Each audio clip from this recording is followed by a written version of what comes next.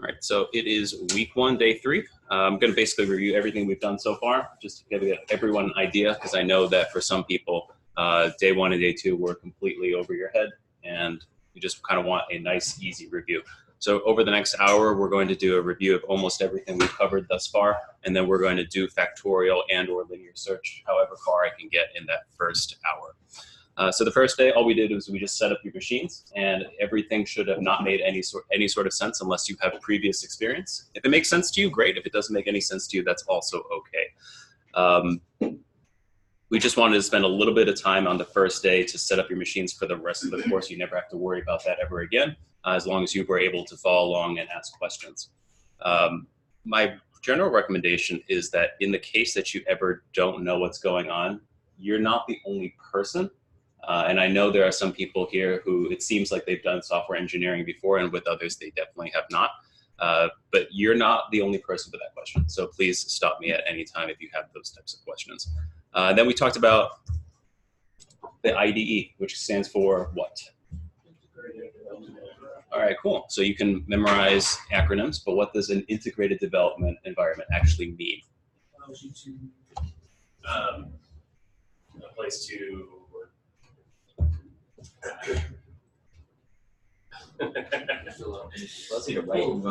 Basic code. Yep. Yeah, it's just a place where you can write and you can run code.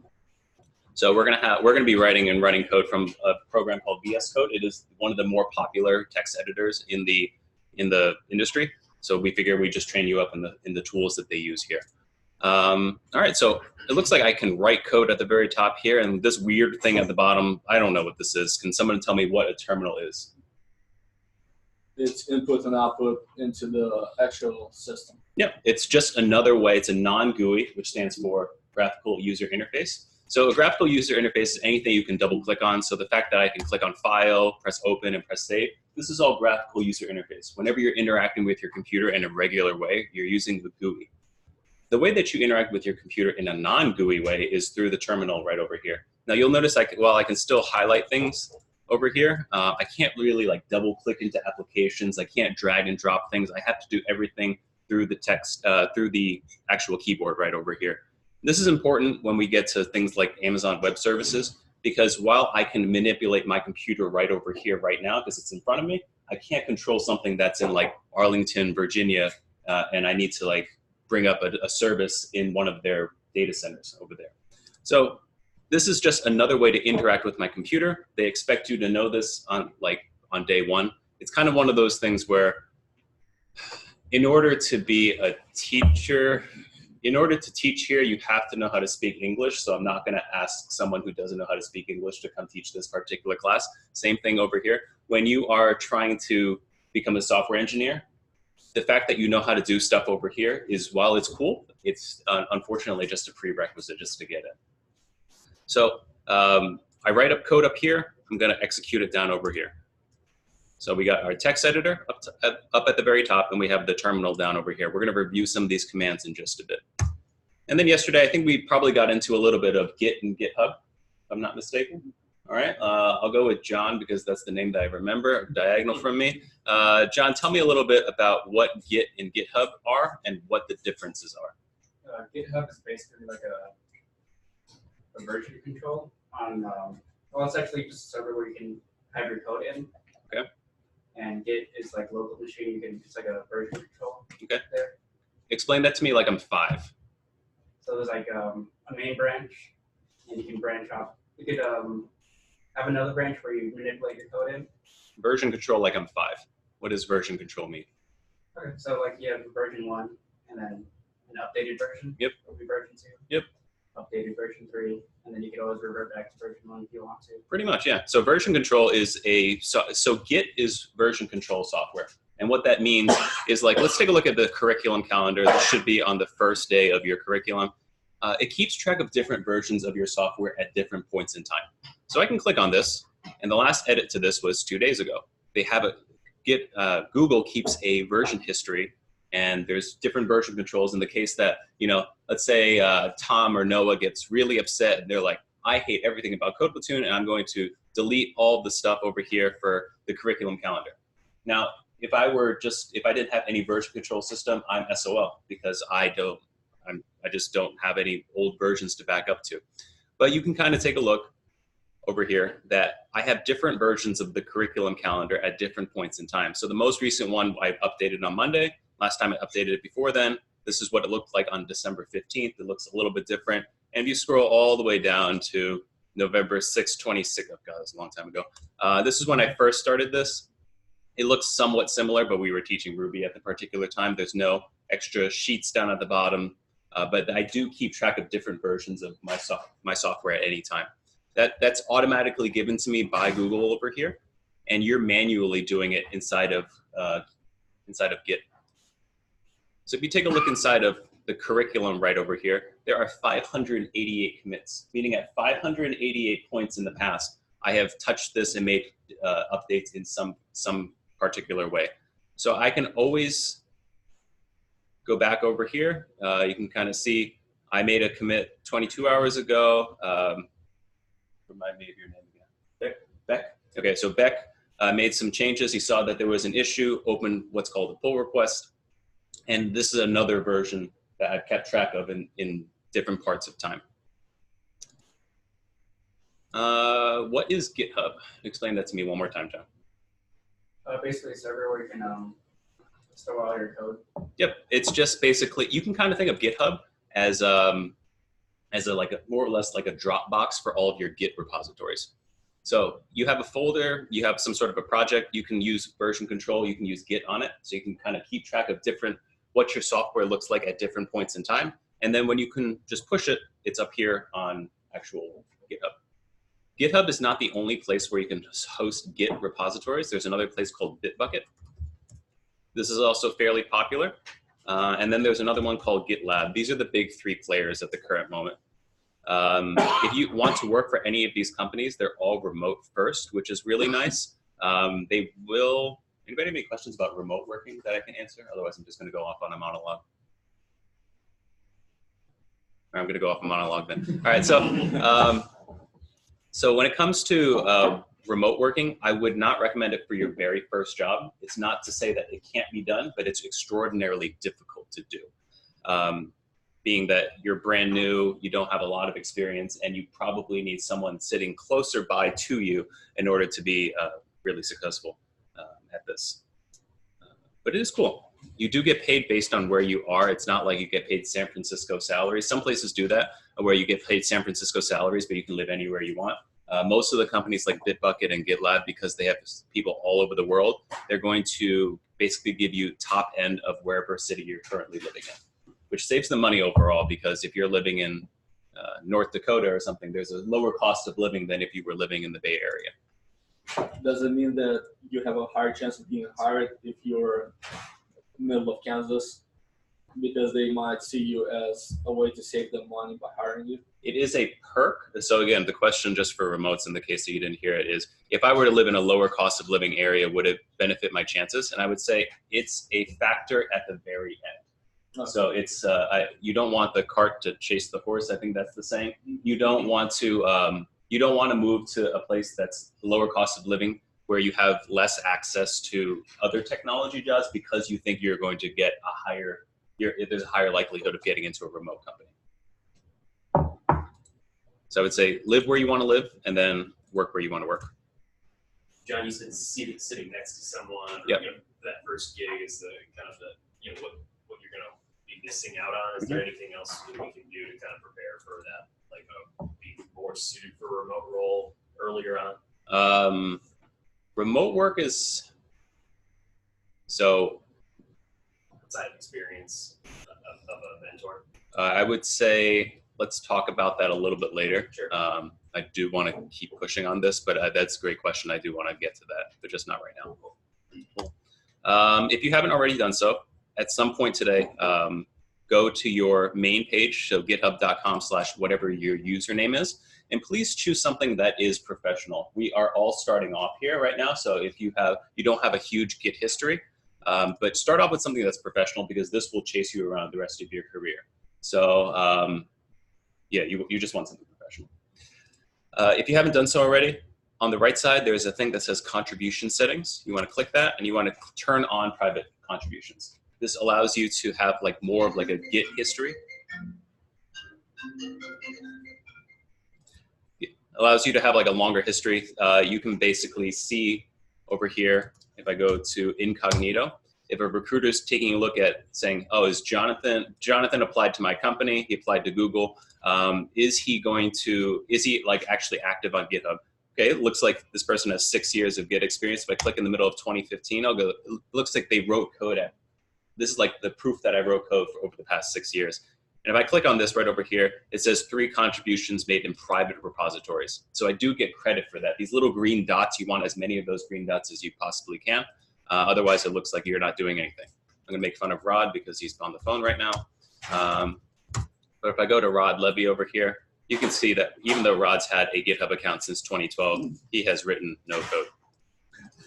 So this may not be somebody that I want to hire. But if I go back to my GitHub, like as a working professional, it's like, oh, he's got, starting in 2015, he really started ramping it up. 2016, he wrote code all year. 2017, writing code all year. You want as much green as possible, and getting basically credit for private repositories, which is all of like the code platoon stuff. You'd want to turn on private contributions. All right, let's jump into Factorial. We're going to cover a concept called pseudocode, and this may be painfully slow for some of you, but I just want to point out that for others, it's probably pretty useful. And this is the way that I approach problems even now when I'm, as I am like interviewing at different places. This is the approach that I took. And I actually went with this approach at Google when I did an interview with them, and they said it was fine. I didn't even need to write code because they said your pseudocode is so detailed that you don't even need to write code, which is really nice. All right, so we're going to walk through the entire process. We covered all the basics so far, and we're going to just go through a typical, like opening a pull request. So I'm here. I'm at Kilo Platoon /Factorial. I need to solve this particular challenge, but first I need to bring it from the web onto my machine. First step, I'm going to press the fork button. What does fork actually do? Can someone tell me? It creates a copy of the online repository onto your other online repository. So you are creating a mirror. Yep. 1 second. Tell me a little bit about why that's useful. So you said that because you do not have, if I wanted to edit your code, I do not have access permissions to edit your code, so that I have to copy it to my GitHub account first, and then I have permissions to play with it. Exactly.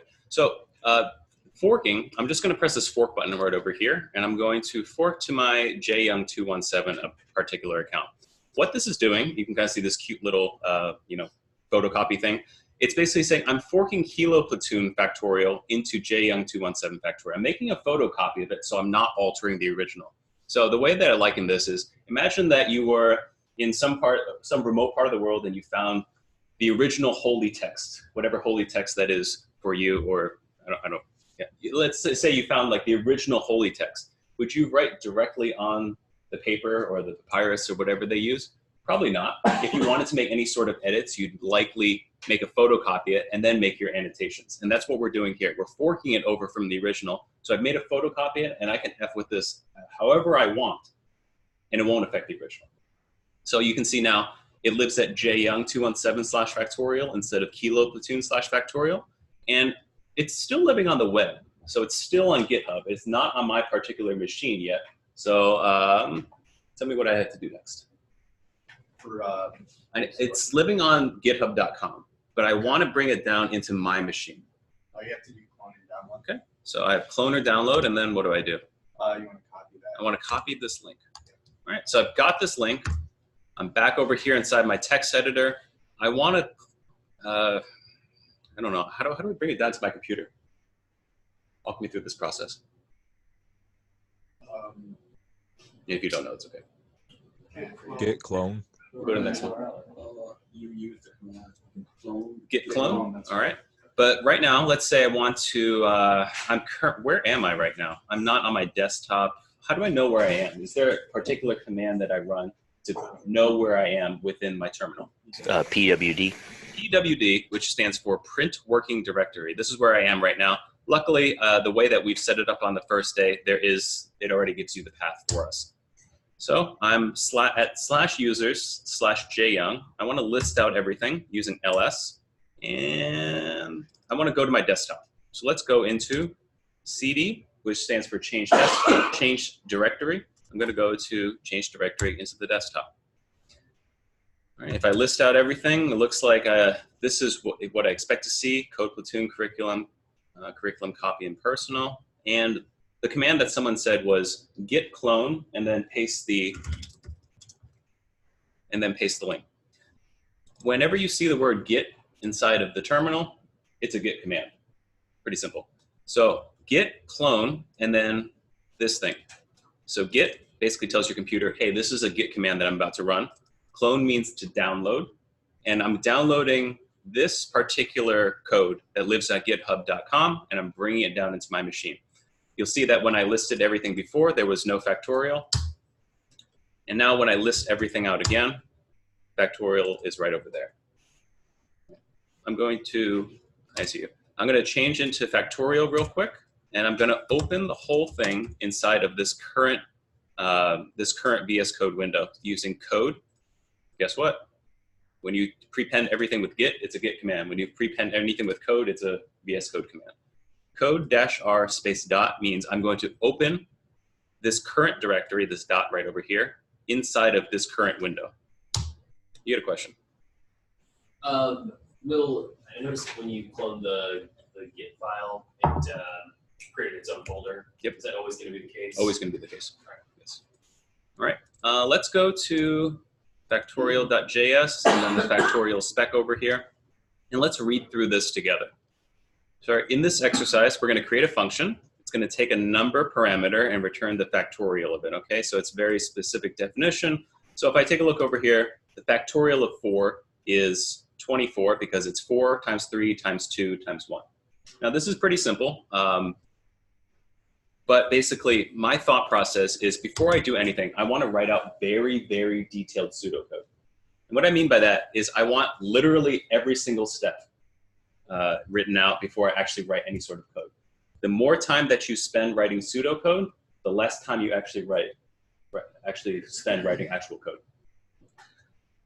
If you take a look at this, factorial of 4 is 24. Factorial, if I said 5, would be what?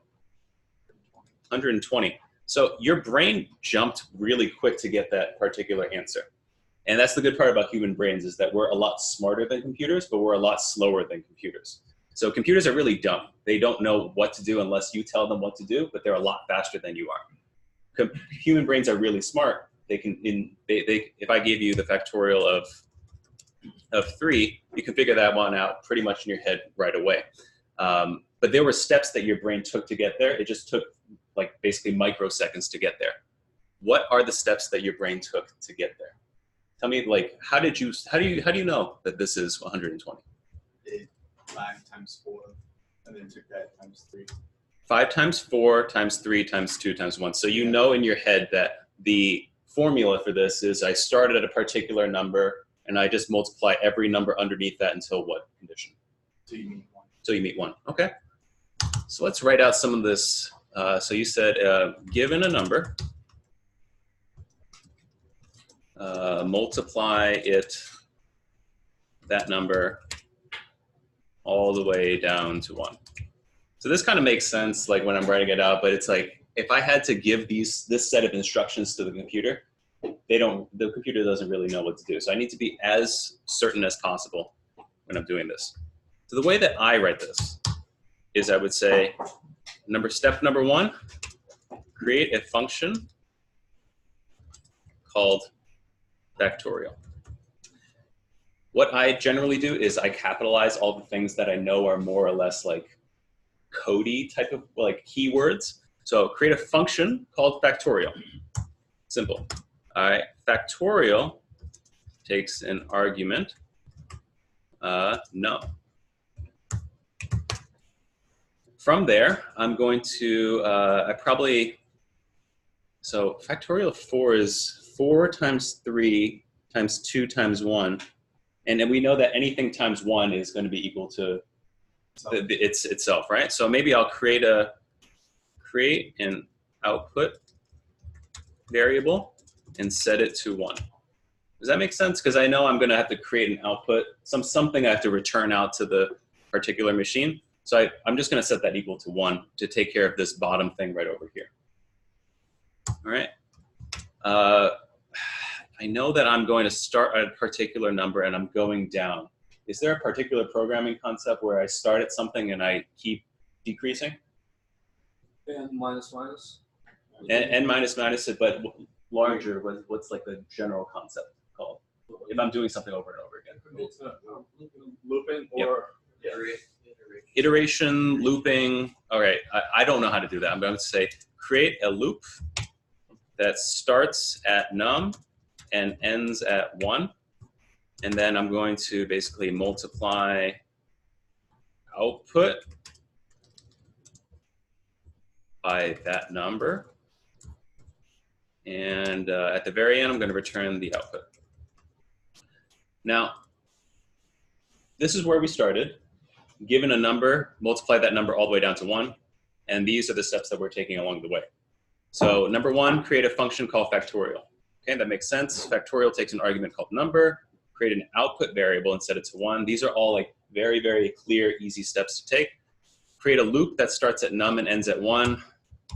I don't know how to do this. Multiply output by that number. That is, I don't know what that means.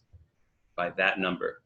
If you take a look at all my capitalized like code stuff, I created a loop that starts at num and ends at 1, but I'm not keeping track of the number I'm actually using. Okay, keep track of the number you're at using the current num. I don't know, variable. So it's basically saying I'm going to loop every single time. I start at 4. I'm going to save 4 to current num. Right, and then by this point, I can do multiply output by current num. And then I'm going to return the output.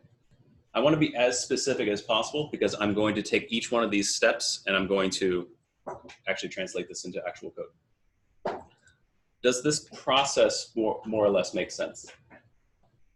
more or less. More or less. Okay, let's take a look to see if this works. All right, I'm going to take this, I'm going to comment it out. Number 1, create a function called factorial. I don't like this weird export stuff. Let's just get rid of that for right now. And let's just go super old school. Function factorial takes in a number. Create a function called factorial. Factorial takes an argument called number. Create an output variable and set it to 1. All right, so how do I set a variable inside of JavaScript? Let, okay, so let or const. Which one should I use here, and what are the differences? Const is something that should not change. Mm-hmm.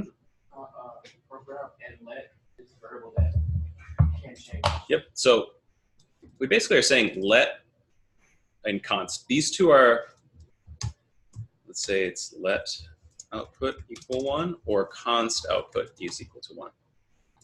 So when we do let in the front of a variable name, you're basically saying output here is something that can change. When I have a const like I do on line 6 over here, I'm saying that this is something that cannot change.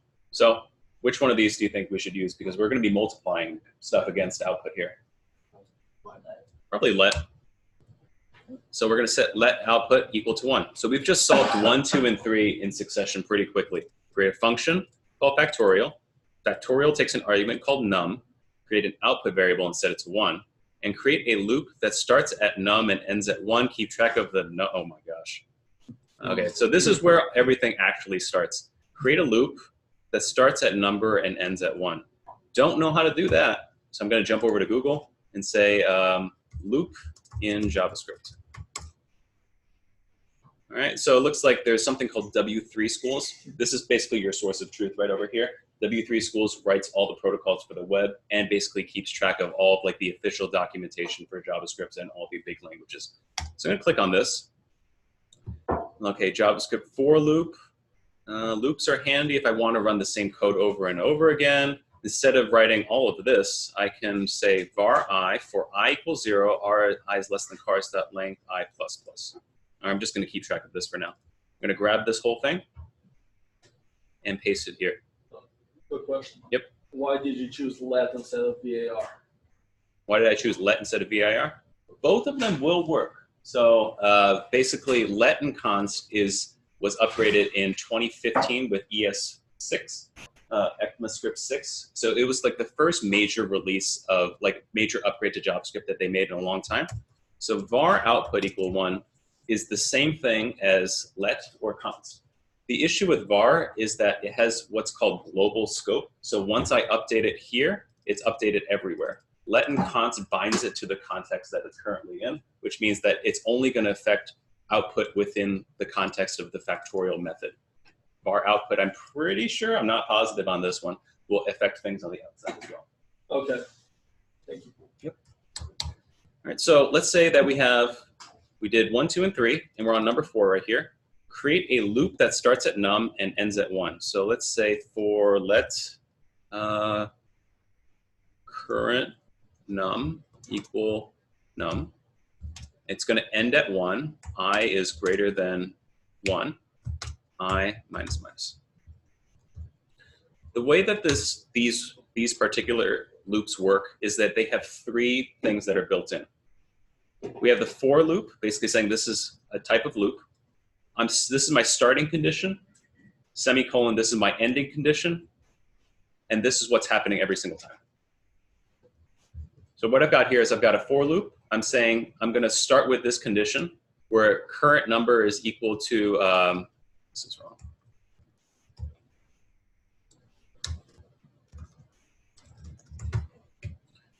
This is my starting condition. I'm going to set a variable called current number equal to number. In our case, let's say it's like 4.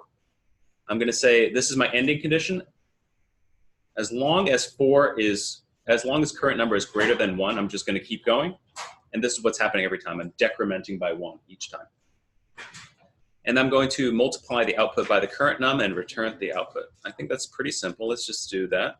Output times equal current num. And at the very bottom, I'm going to return output. I think this will work. Let's find out. Factorial of 4. Let's do console log factorial of 4 and of 5. How did I do that? You can copy an entire line all at one time by clicking anywhere inside the line, doing Command C, and then when you do Command V, it'll actually copy the entire line and put it underneath. So all these small little shortcuts will help you out quite a bit in later times. I'm going to do that, 4 and 5, just making sure that this equals 24 and 120. So I'm here. I'm going to list out everything. There are 2 folders. One's JavaScript and one's Python. I want to change into my JavaScript folder. How do I do that? What are the commands that I run? CD JS.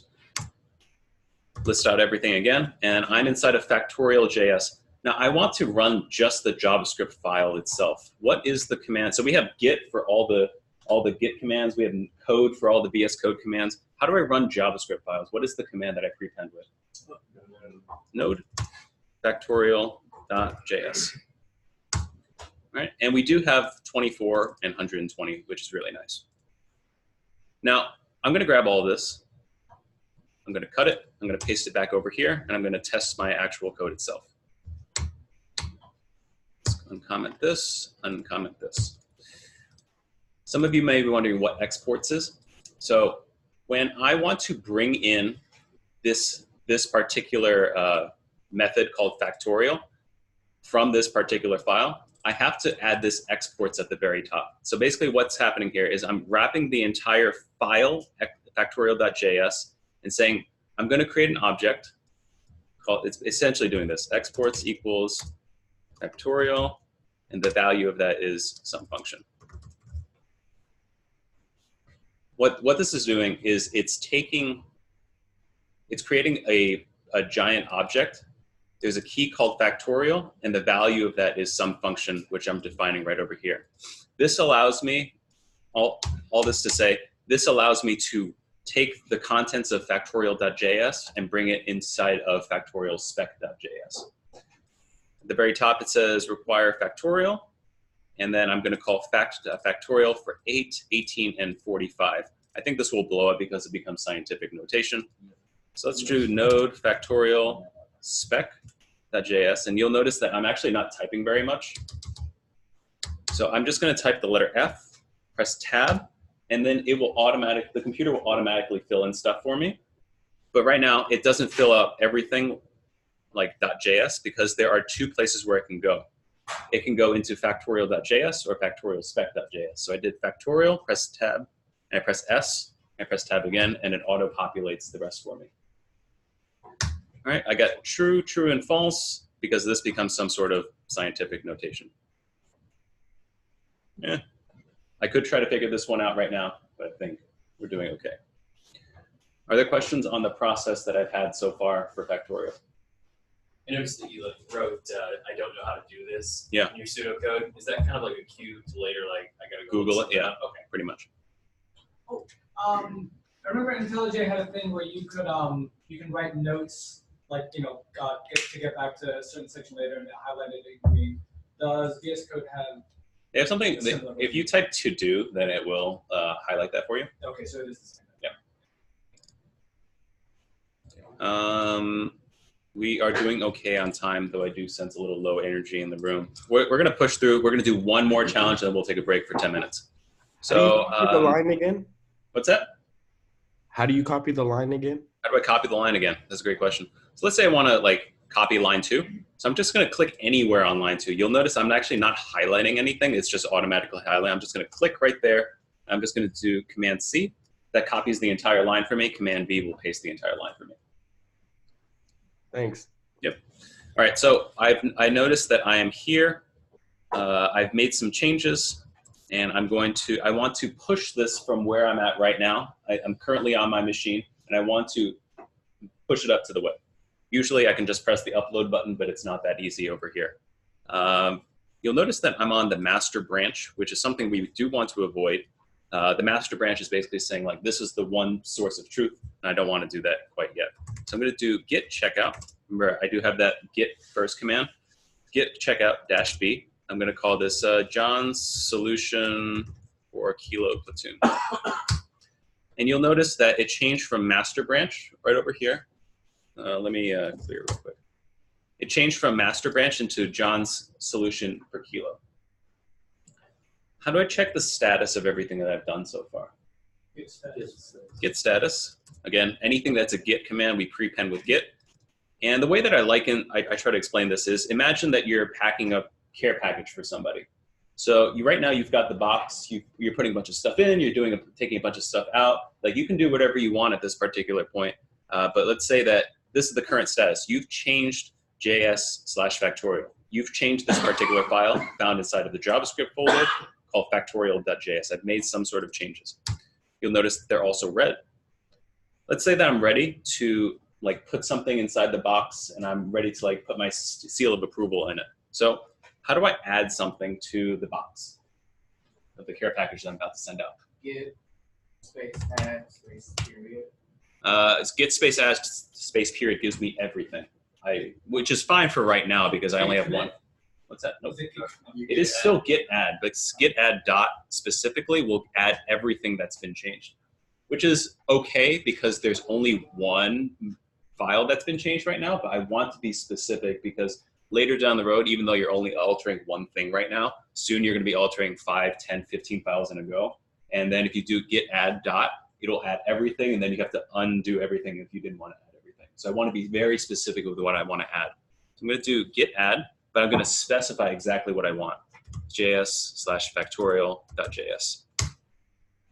Now nothing happened, which is always a good thing. If something runs and it doesn't blow up, that's a good thing. So if I run git status again, you'll notice that this turned from red into green. What this means is you've actually successfully added this to your care package that you're going to send off. Now I want to pull some tape over it. I want to write a little message. Like I want to seal the box before I ship it off to the post office. What is the next command that I run after git add? I heard it earlier. Git commit. -m with a little message. Now, git commit basically says, I'm going to create a commit message, and the message is going to be something within the single or double brackets. You can use either one as long as they're consistent. I want it to be specific because this is what happens if you don't. Let's say that commit logs from last night. This is not useful in any way. Okay? Added full project. Like this is not really that useful. So let me ask you this. When I'm here and I take a look at the linear search, you'll take a look at this particular, everything here, and I know exactly what I've done. I've updated the README, I've added some clarity, I've updated the spec file, I've changed the variable names, I've added in the LS code. This doesn't tell me anything. So I want to be as specific as I possibly can so that I know if I ever need to roll back. Like, formatting shit doesn't tell me anything. If I needed to, like, I have to actually look at all the code that's been changed at that particular time to understand what I've done. Versus if I come here, if I wanted to say, like, I wanted to come to the place before I removed GitHub. Okay, I can go back over here rather than going over here. If this just said formatting shit, like, I don't know what's happened at that particular point. So I want to be very specific in my commit messages. So let's say, like, added in solution for JavaScript. This tells you exactly what you've done, and that's pretty accurate what we've done. Right. So we have added our changes into the box. We've pulled the tape over the very top saying, like, we are going to, this gives us the seal of approval. We've added a little message that says is added in solution for JavaScript. I'm going to push it, origin, John solution kilo. I'm going to push it off to the post office by saying git push, origin, and then the branch name. Git push, origin, branch name. And what this is doing is push is upload, clone is download. You can think of it like that. I jump back to jyoung217 factorial. I scroll up, and you'll notice that this automatically updates. So GitHub understands that you've made some changes. It says you pushed a branch less than a minute ago called John's solution for kilo. I'm going to compare and pull request. And what this is doing is it's basically saying you've made some changes off of this particular repository, jyoung217/factorial, on this particular branch, and I want to compare it against this, which is kilo platoon factorial, the basis master. By creating a pull request here, this allows me, Noah, and Tom to take a look at your particular code. We see that there are 7 pull requests. And what pull requests are, is it's basically saying, I want to merge some, I've made some changes that I think you would find useful. That I want to update everything inside of your, I want to update something within your repository. So we're going to jump over to files changed over here. All the things in green are the things that have been updated. All the things in red, there aren't any right now. Those are the things that have been changed. What was the line that the commit, the push line? What did you? Git push, origin, and then the name of your branch. And how do you name your branch? How do I name my branch? Yeah. It's going to be git checkout space -b space your branch name.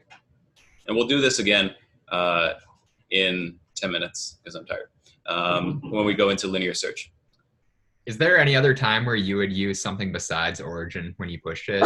Yes. So right now we are pushing to origin because there's only one place we're pushing to, which is GitHub. There are other times that you can push to other places. So sometimes I'll push to GitHub. Sometimes I'll push to Amazon, basically saying, like, I'm ready to, like, move stuff directly into Amazon or to Heroku. Though you can push to different places. And if I go over here, yep. If I run git remote -v, origin is basically a like a variable name that represents github.com. I can push to GitHub, I can push to Bitbucket, I can push to Heroku, I can push to Amazon, I can push to GitLab. You can push to pretty much anywhere. You just have to set it up. All right, let's take a 10-minute break. We'll be back at 9 o'clock.